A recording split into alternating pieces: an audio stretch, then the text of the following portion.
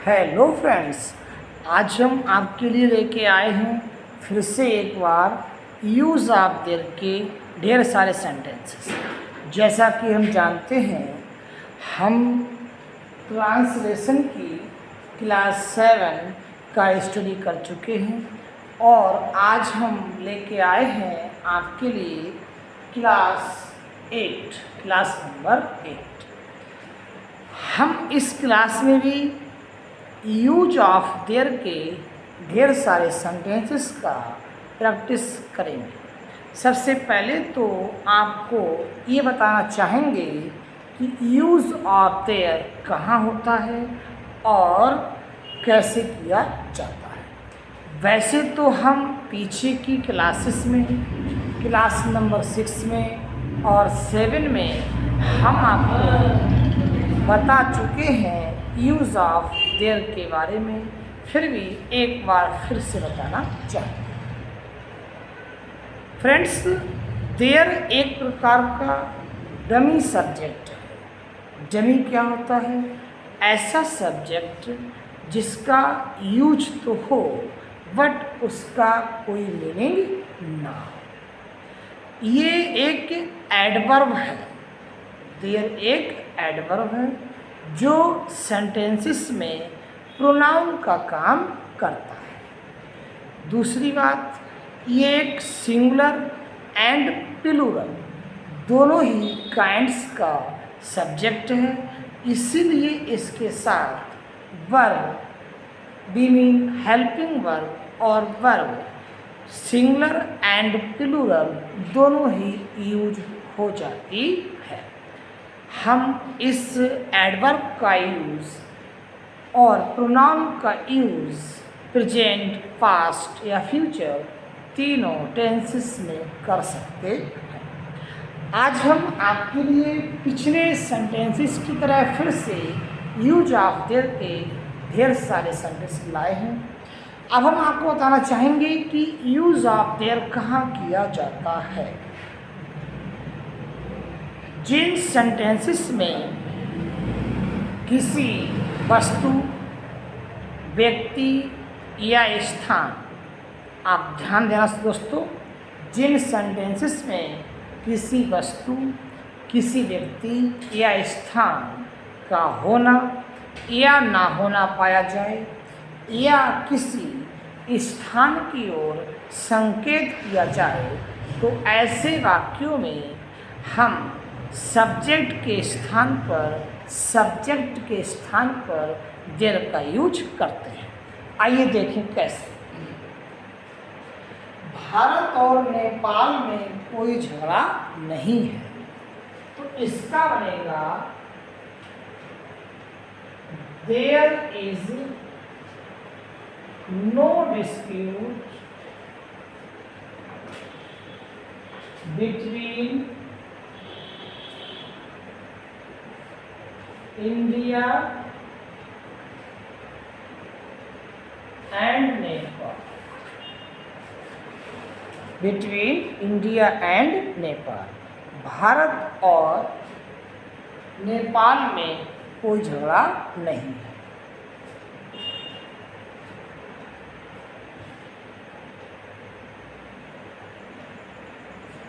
अब एक पॉइंट था किसी वस्तु, स्थान या व्यक्ति का होना या ना होना। यहाँ देखिए, यहाँ पर झगड़े की ओर बात चल रही है। झगड़े की ओर संकेत है कि झगड़ा नहीं है। तो किसी वस्तु, स्थान, व्यक्ति का होना या ना होना या किसी स्थान की ओर संकेत किया जाए, तो यहाँ पर हमारा संकेत क्या है? झगड़े की ओर संकेत है कि झगड़ा अब नहीं है। इसलिए इस सेंटेंस में देयर का यूज सब्जेक्ट के रूप में किया गया। आपके घर में बहुत से चूहे हैं, इसका बनेगा भाई there are many rats in your house. यहाँ पर संकेत किया गया है घर की ओर। जिन वाक्यों में किसी स्थान की ओर संकेत किया जाता है उन सेंटेंसेस में सब्जेक्ट के रूप में देयर का यूज किया जाता है। यहाँ देखिए, यहाँ संकेत है हाउस की ओर। हाउस हमारा स्थान हो गया दोस्तों। कुछ देशों में कोई भिखारी नहीं है, तो कुछ यहाँ पर संकेत है कुछ देशों की ओर। तो there is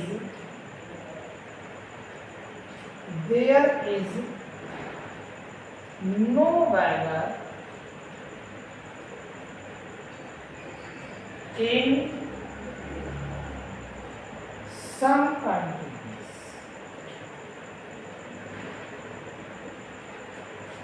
There is no beggar in some countries, यानी कुछ देशों में कोई भिखारी नहीं है।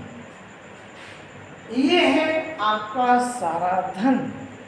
ये हमारा sentence students, dear friends, here से बनेगा। कैसे?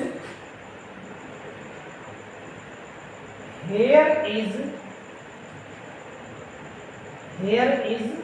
All your money. Here is all your money. हम कुछ सेंटेंसेस में देयर के स्थान पर दोस्तों हेयर का भी यूज कर लेते हैं।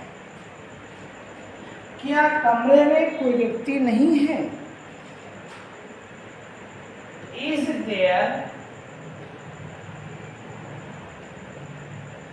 No one? Is there no one? क्या कमरे में कोई व्यक्ति नहीं है? Is there no one in the room? Last में मार्का इस बाग में आम के बहुत से पेड़ हैं। There are many mango trees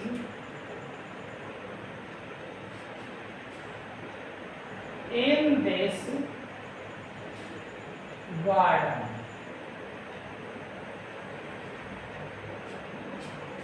school में आज कोई टीचर नहीं है।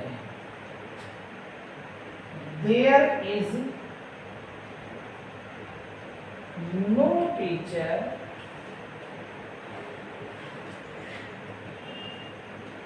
इन द स्कूल टुडे।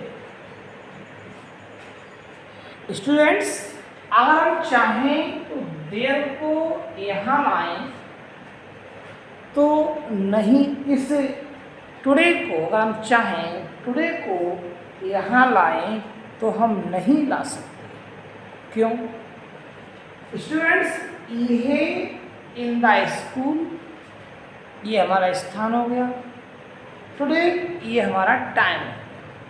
ये दोनों के दोनों एडवर्ब हैं और एडवर्ब को एक साथ रखने का एक रूल होता है जिसे हम एमपीटी कहते हैं। एमपीटी का मीनिंग होता है ये एडवर्ब ऑफ मैनर, ये एडवर्ब ऑफ प्लेस, ये एडवर्ब ऑफ टाइम। ये इसी क्रम में लिखे जाते हैं, अर्थात पहले मैनर यानी तौर तरीका, फिर स्थान आता है, फिर टाइम आता है। तो हमारा इन द स्कूल ये टाइम हो गया, ये हमारा सॉरी ये प्लेस हो गया, और टुडे ये हमारा टाइम। तो लास्ट में टाइम जाएगा और उससे पहले हमारा प्लेस आएगा। हम इसको इसी सीक्वेंस में रखते हैं।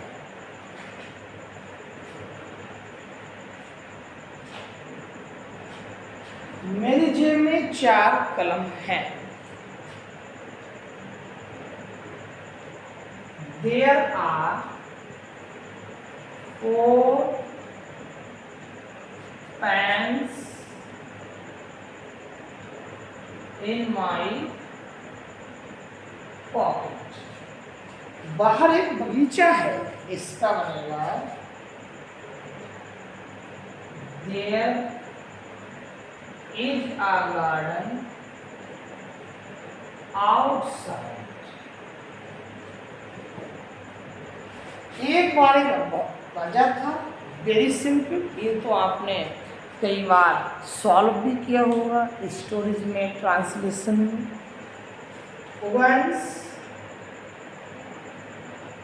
once there was a king।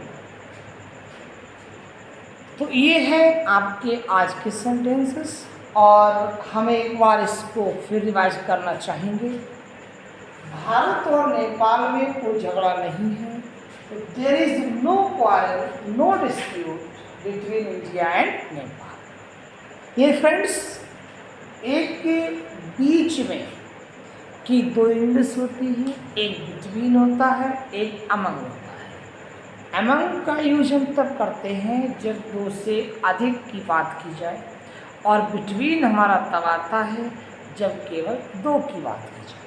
तो यहाँ झगड़ा किस किस के बीच है? एक इंडिया के बीच और एक नेपाल के बीच, तो इसीलिए हमारा बिटवीन है।